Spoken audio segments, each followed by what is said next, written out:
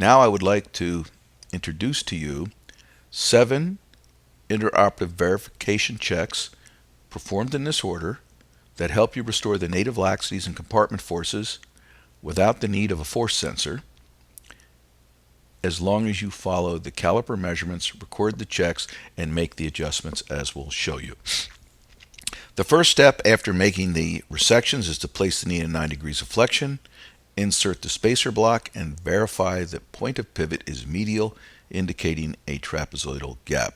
So this is based on the assumption that your distal and posterior resections from the femur match those of the condylar thickness of your implant after compensating for the thickness of the saw blade, about 1 millimeter, and any cartilage wear. So the trapezoidal space ought to be loose lateral compared to medial and trapezoidal. And therefore, in this left knee, if we put the spacer block in, it should be snug medial and pivot lateral. If it's not pivoting, try to put a thicker insert in. If you already have the thickest insert in and it's not pivoting medially, it usually means that you have not cut enough valgus on the proximal tibia, as long as the posterior resections from the femur match those of the condyle thickness of the femoral component. So now you have an idea that probably the varus valgus cut looks pretty reasonable since you have a nice pivot. So the next step is use your understanding of the native knee laxities that the extension space should be tight and rectangular and won't vary much between patients. And with the knee in full extension and an extension moment applied to the knee, look at the displacement of the spacer block from the distal femur and the spacer block from the proximal tibia with a mild or moderate varus valgus moment applied. And there shouldn't be any movement. If the medial side opens and the lateral side doesn't, you need a little more valgus recut. If the lateral side opens and the medial side doesn't, you need a little more varus recut. How much do you recut? If the medial side opens 1-2 millimeters, a 1 degree varus recut is all you need. Valgus recut is all you need. If the lateral side opens 1 to 2, then you do a 1 degree varus recut. And we have a recut guide, which I'll show you in a moment how to use. So when the medial lateral gap is tighter in extension, you consult the decision tree. And here we can find that if you're tight medial and loose lateral in extension, make sure you remove your medial osteophytes, reassess. If it's still a problem, recut the tibia in 1 to 2 degrees more varus and insert a 1 or 2 millimeter thicker insert. If it's tight lateral and loose medial in extension, then make sure you have your lateral osteophytes removed, reassess, then recut in 1 to 2 degrees more valgus and insert a 1 or 2 millimeter thicker insert to provide a stable, tight, rectangular extension space. So this is a little technique. It's a left knee, and we have a 2 degree varus recut guide. If we want to make it a 1 degree recut guide, all we've got to do is put an angel wing down and lift it up 1 degree. And then if we want to take 2 millimeters of more bone off, if we have a tight extension gap but the varus valgus cut's correct, you can use a 2 millimeter recut guide to fine tune the tibial resection. So all the balancing is done by adjusting the varus valgus proximal distal, and we'll discuss in a moment the slope of the tibial resection. No ligament releases. You don't go back and recut the femur. Now with the tibial trial components in, now you want to do another assessment that you've restored the native laxity and forces and verify that the total knee hyperextends like the native knee. So we like it to hyperextend usually 2 or 3 degrees, sometimes even 4 to 5 if the patient has a lot of general natural laxity with hyperextension.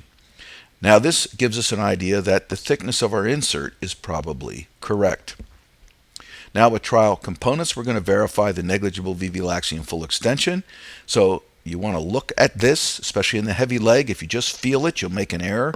So look down and see the movement of the distal femoral component from the proximal tibial insert and verify there's negligible VV laxity in full extension.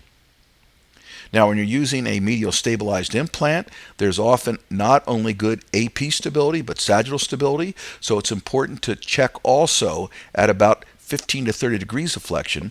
And remember, at that point, the space should now become trapezoidal, looser lateral than medial, and it should open about 2 to 3 millimeters lateral. So you want to see that. If you see that, you feel confident that your VV cut on the tibia is correct. So remember, the trapezoidal flexion space is not just at 90, it's also at 15, 30, and 60, and so forth. We flex the knee about 15-30 degrees. That lateral side ought to open 2 to 3 millimeters, and it should not open on the medial side. So now we're gaining confidence that that VV cut of the tibia is correct.